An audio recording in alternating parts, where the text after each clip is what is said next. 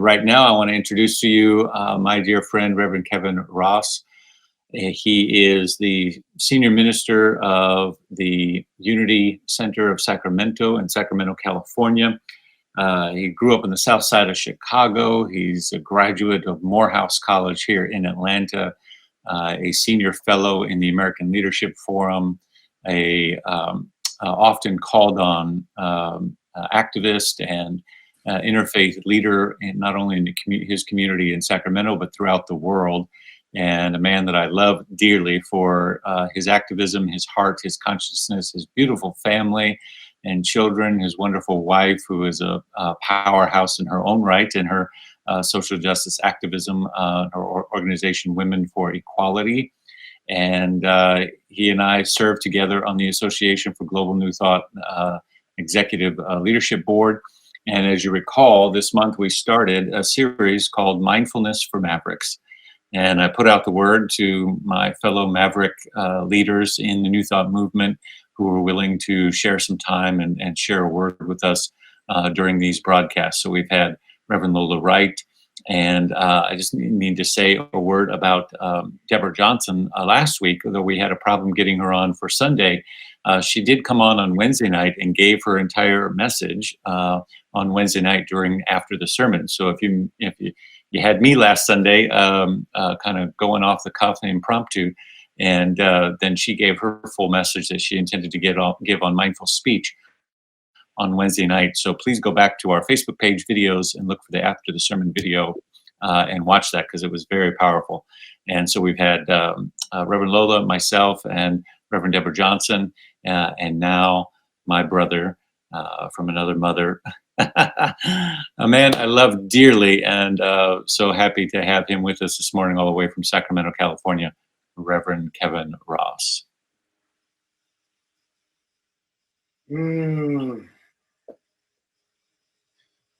Namaste, beloveds. We have only just a minute, only 60 seconds in it. Forced upon us, can't refuse it, didn't seek it, didn't choose it. We must suffer if we lose it, give an account if we abuse it. Just a tiny little minute, but an eternity is in it. We have only just a minute, only 60 seconds in it. Forced upon us, can't refuse it, didn't seek it, didn't choose it. We must suffer if we lose it, give an account if we abuse it. Just a tiny little minute, but an eternity is in it.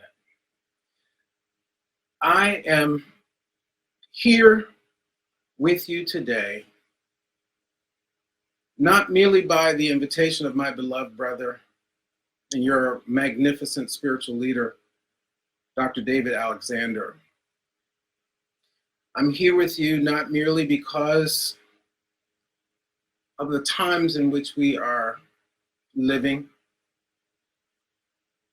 As Dr. King once said, it feels as if I've led my people into a burning house, this experience of a burning house. But I am here in the same way that I would be here if there was an emergency. I remember when I was in elementary school.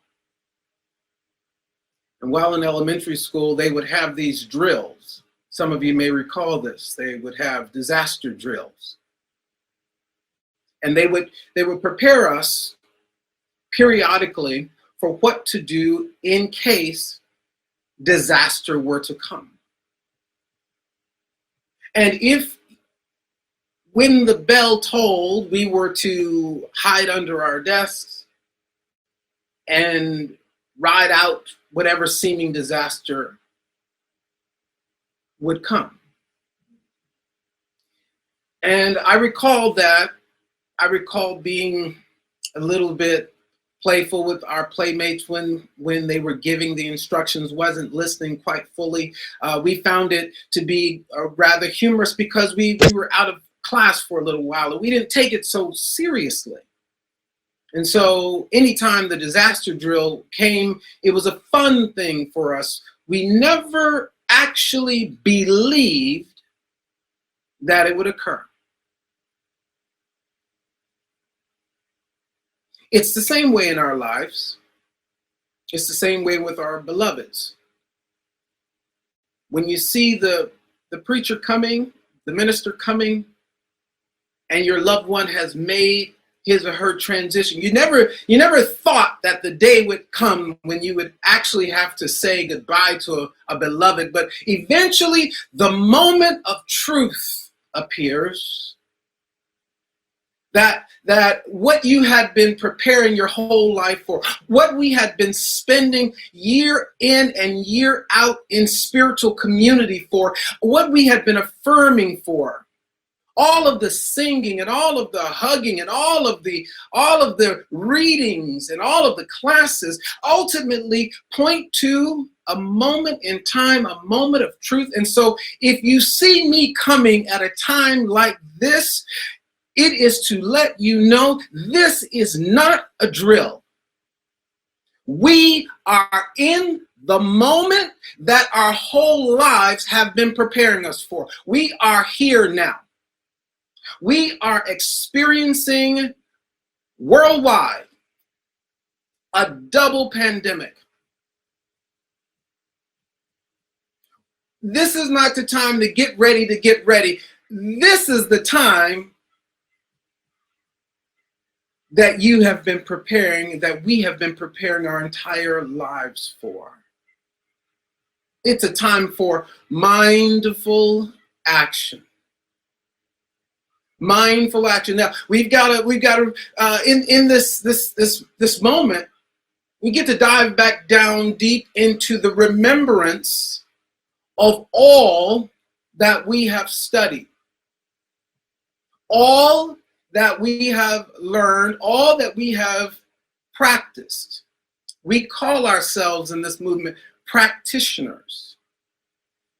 But I want to make some distinctions this morning as we are in this moment, that it is now time to move from being in practice. Practice is something that I do to prepare for the moment of truth.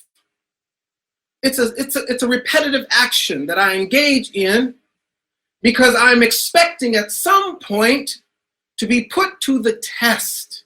And so we call this practice. But beloveds, what we have been practicing for has arrived. All of the conversation about being the beloved community, well, it is no longer a theoretical concept that we are looking at. It's time to move from that theoretical and practical into actual, or what we call praxis, Praxis. Praxis. That there's practice and then there's praxis. That is that as the scripture says in John, and the word became flesh and dwelt among us, that I now become the living embodiment of all that I have practiced. It has anchored itself in real time. And this is why we're here. We're here because injustice is rampant in the land. We are experiencing, as I said earlier, a double pandemic, fighting as an enemy, if you will, that we cannot see, called COVID-19, and then combating one that we can see, called systemic racism and white supremacy. And if you are in any way, shape, or form in denial about it, and you believe that we're still in drill mode, I've got a mask for you.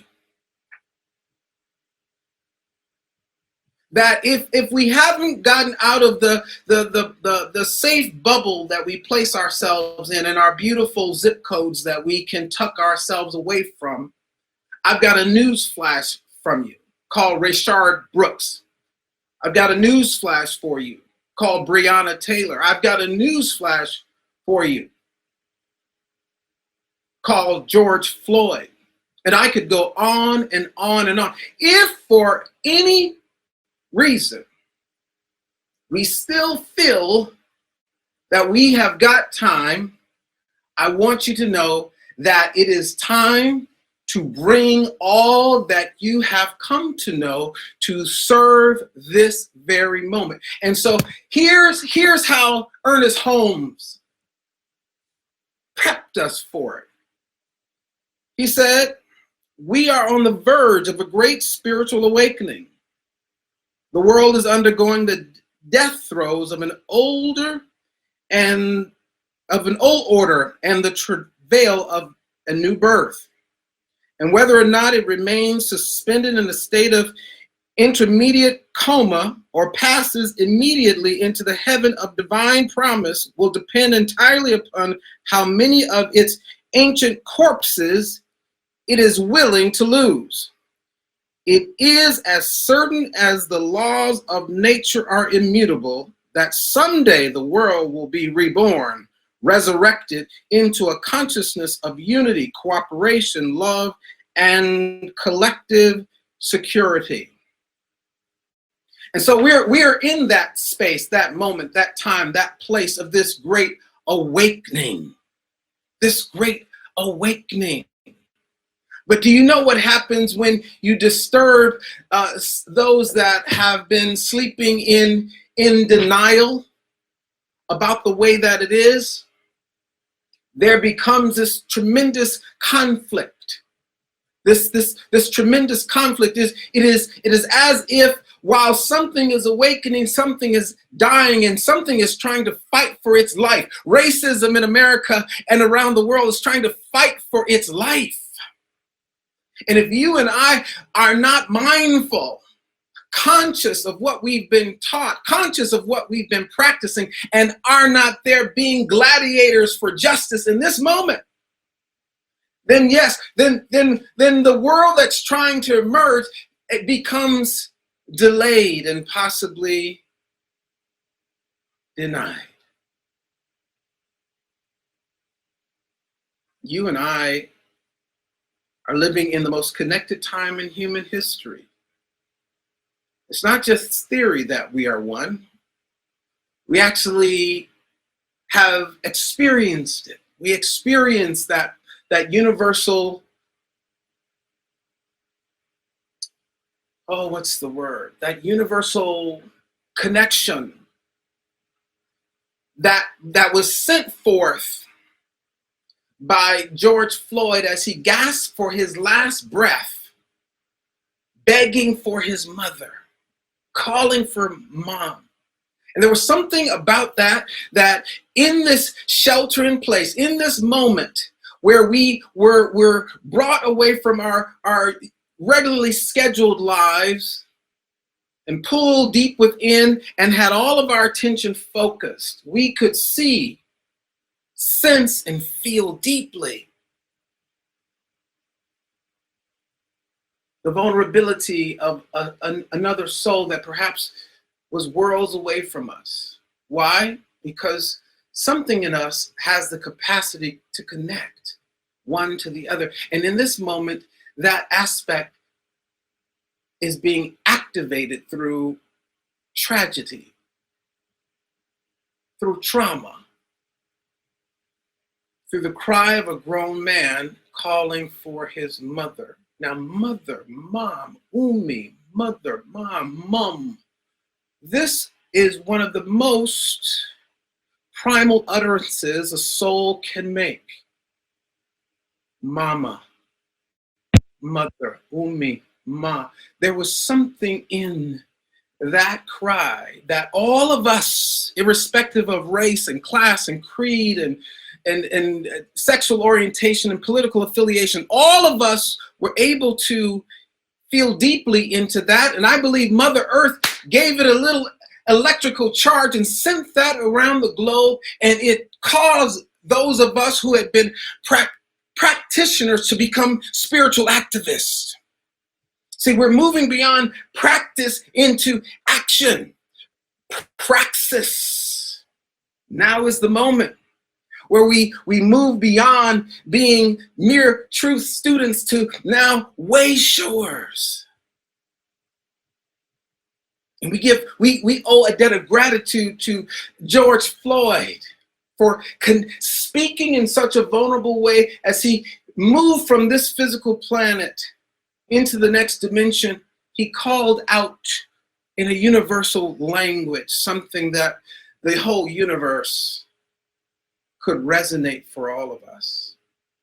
And we got it. And we've taken stands all over the world. And the question comes to us now that we found love, what are we going to do with it? We have this love because there's something that must be done. There's something that must be done. There's something being called from us. There's something being called from you. And in this moment, my invitation to you is to allow yourself to say yes in this moment. Oh, I know you may be afraid. I know you may feel that you don't have all of the answers. I know you may feel that you're not completely equipped for this moment. But right now, we are looking for a few who are willing to appear in these unprecedented times. Why? We are here in these unprecedented times because we are unprecedented, individualized expressions of the one who was sent for such a time as this. Please don't take this as a drill. What more calamity do we need to see? It really disturbs me that it has to take all of this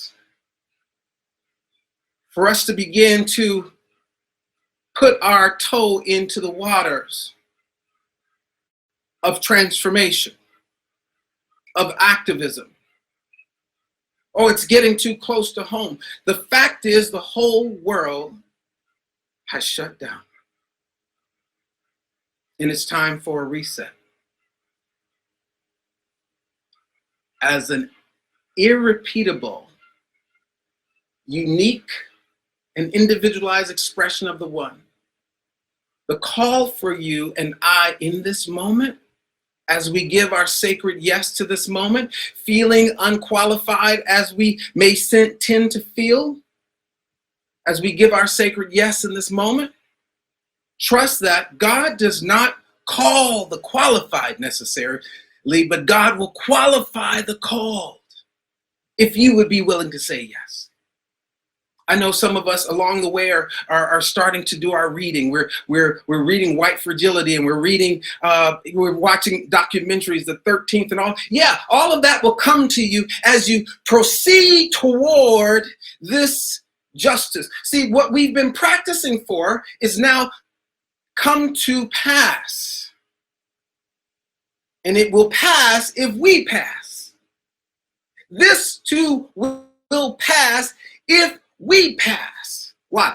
Pass beyond this stuck separation that we have into this place of our universal humanity.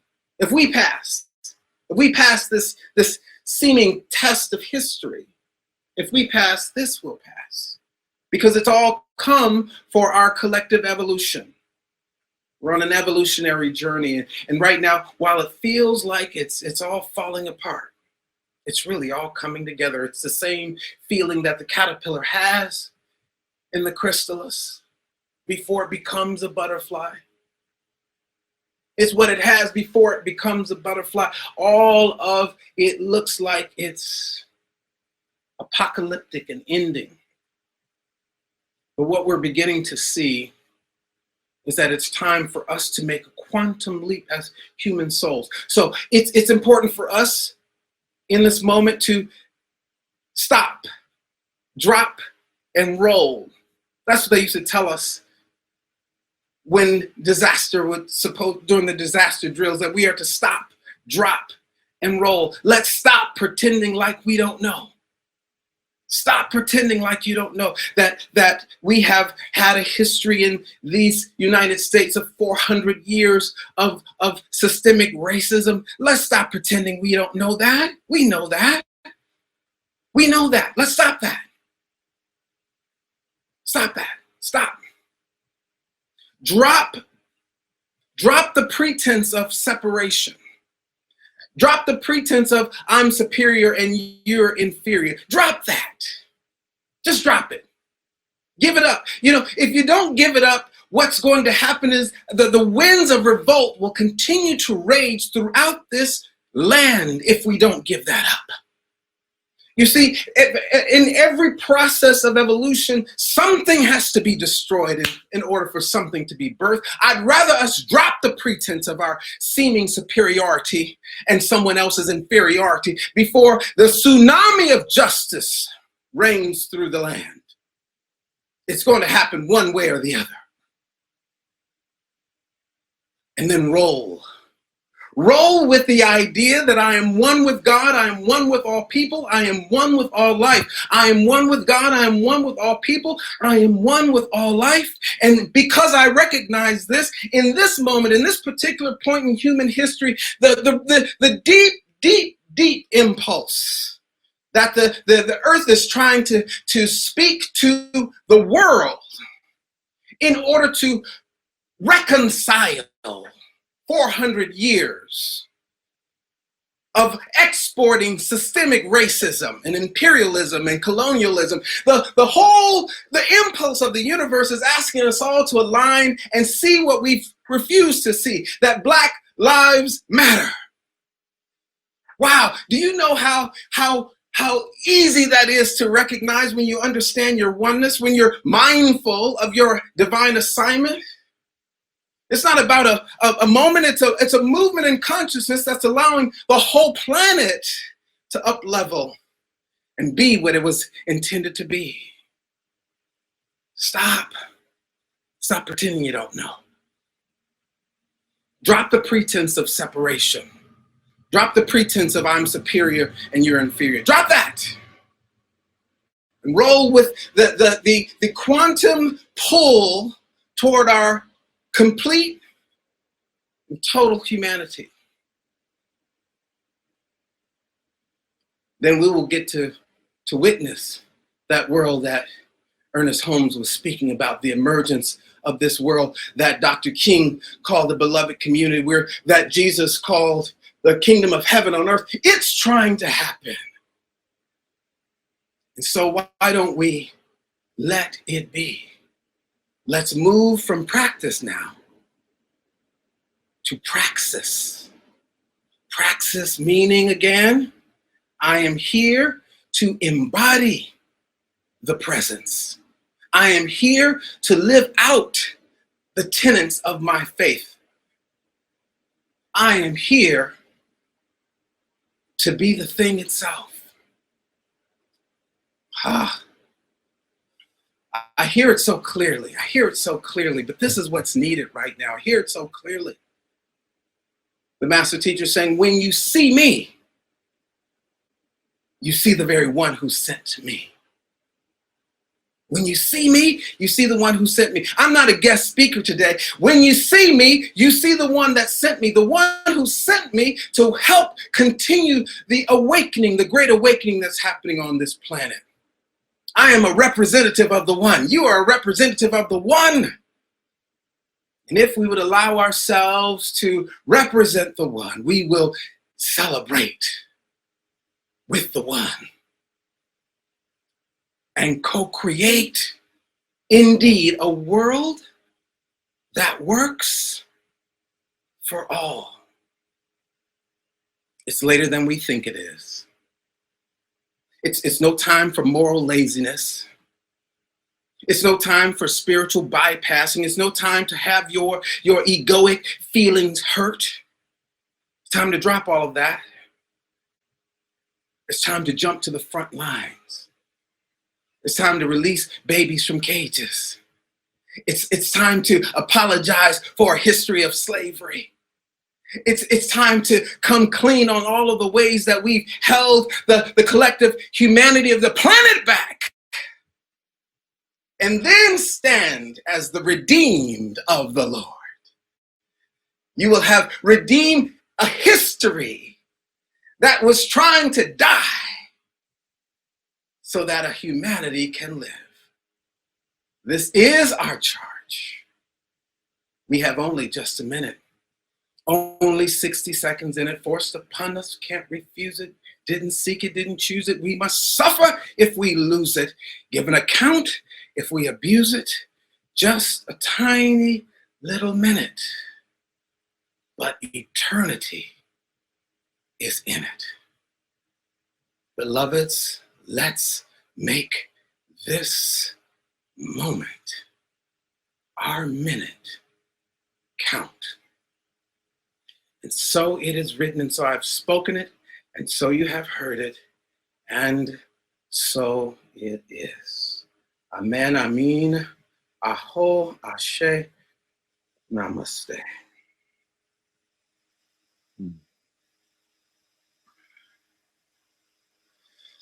Thank you, Brother Kevin Ross. That is and was amazing.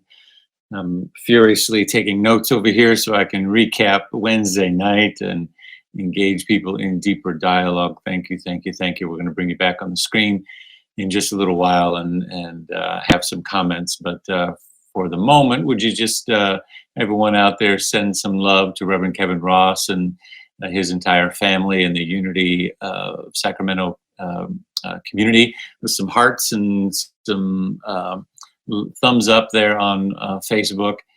And as we prepare for our giving, we'll bring up our phone number and get ready to do our affirmation. I want to share with you what I'm going to share a little bit more of on Wednesday during our town hall meeting.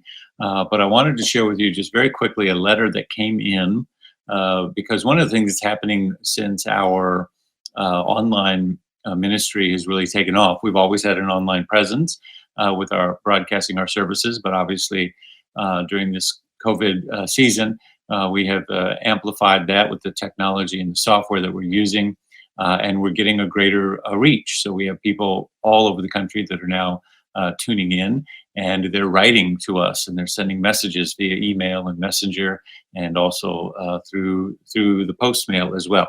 And so I received one that I just want to share with you as you prepare your gift. If you're a regular sustaining contributor, thank you so much. And if you're new to our community, I really want to encourage you to use that text to give or our donation page and contribute what you can today to supporting this ministry. And the reason is this, because letters like this keep coming in. Listen to this.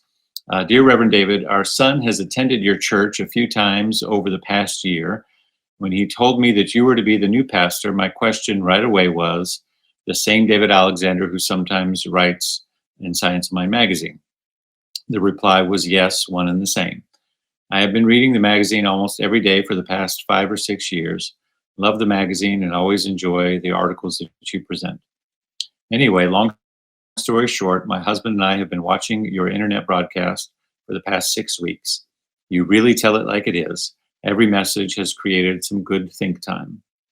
We are retired and live in a multi-level healthcare facility.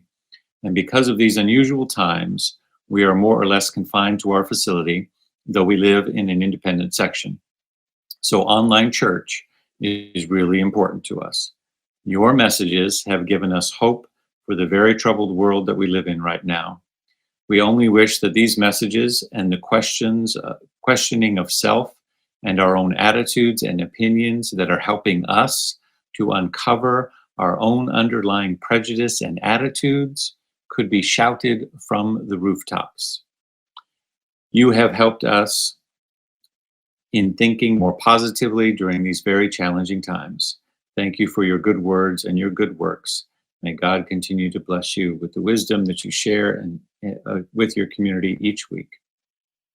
And that's from Joyce and Bob from Charlton, Massachusetts. So That is just one example of letters that are coming in, that people are finding us online, and the word is spreading. And I love the sort of confession, if you will, that is in that letter, that's saying that these messages are helping them uncover and examine their own thinking, uncover their own prejudice, wake up to their own deeper spirituality. That is what we're all about here. That is the power of the New Thought teaching and the tools to awaken humanity to its spiritual magnificence. It's happening, and it doesn't happen by accident. It happens because you support it with your gifts, and we need your gifts now more than ever. So please take some time, text to that phone number, or contribute through the website, and let us say our giving affirmation together. Have it up on the screen here in just a moment. So take a deep breath. I live in a universe of abundance. As I freely and joyfully give, I join in the divine flow, and all that I share with life returns to me multiplied abundantly. And so it is. Thank you, beloveds. Thank you for your gifts and your support